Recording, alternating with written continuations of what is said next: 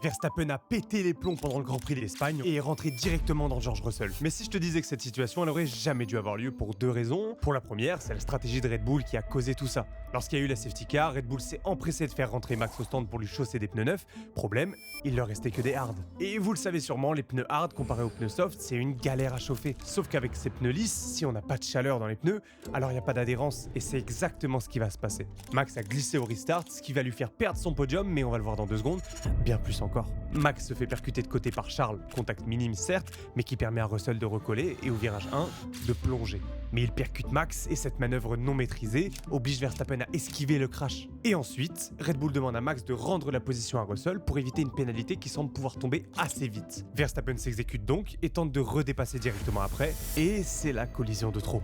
Mais vous savez quoi? Les commissaires ils ont rendu leur verdict après la course en disant que Max n'aurait jamais eu cette pénalité. Pourquoi?